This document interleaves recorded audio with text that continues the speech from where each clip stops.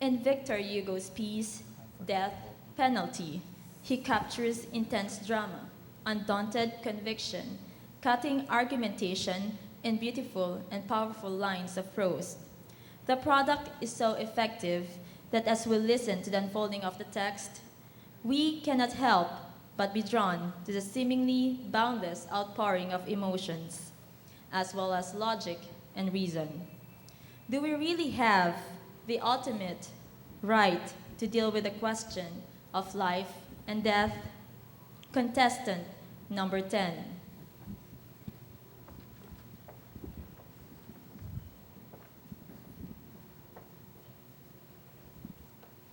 The Death Penalty by Victor Hugo.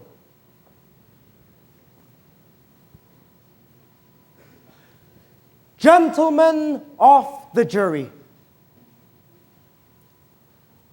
if there is a culprit here, it is not my son. It is myself.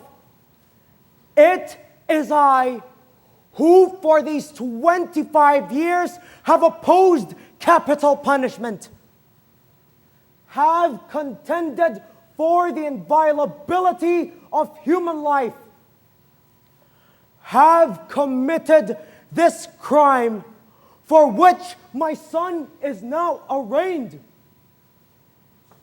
Here I denounce myself, Mr. Advocate General. I have committed it under all aggravated circumstances, deliberately, repeatedly, tenaciously. Yes, this old and absurd lex talionis, this law of blood, I have combated all my life, gentlemen of the jury. And while I have breath, I will continue to combat it by all my efforts as a writer, by all my words, and all my votes as a legislator. I declare it before the crucifix, before that victim of the penalty of death who sees and hears us, before that gibbet to which 2,000 years ago, for the eternal instruction of the generations, the human law nailed the divine. In all that my son has written on the subject of capital punishment, and for writing and publishing that for which he is now on trial,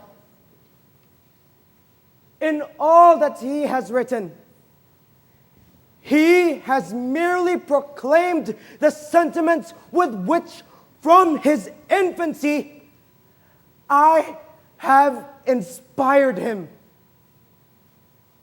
Gentlemen, jurors, the right to criticize a law and to criticize it severely, especially a penal law, is placed beside the duty of amelioration, like the torch beside the work under the artisan's hand.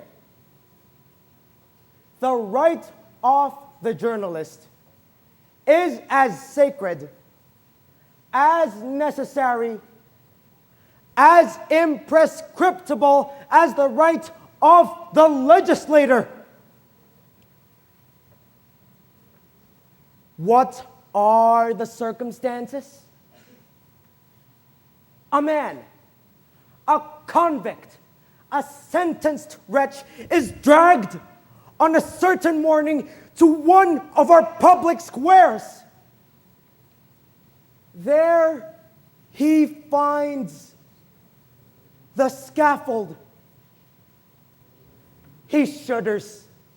He struggles. He refuses to die. The victim clings to the scaffold and shrieks for pardon. His clothes are torn, his shoulders bloody. Still he resists. They drag him forth, haggard, bloody, weeping, pleading, howling for life, calling upon God, calling upon his father and mother. For like a very child has this man become in the prospect of death. They drag him forth to execution. He is hoisted on the scaffold, and his head falls. And then through our very conscience runs a shudder. Never has legal murder appeared with an aspect so indecent, so abominable. All feel jointly implicated in the death. It is at this very moment that from a young man's breast escapes a cry wrung from his very heart, a cry of pity and of anguish, a cry of horror, a cry of humanity. And this cry, you would punish. And to the face of the appalling facts which I have narrated, you would say to the guillotine, thou art right. And to pity, saintly pity, thou art wrong.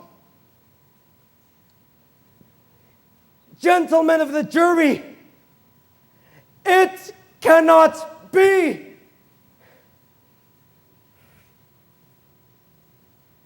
Gentlemen, I have finished.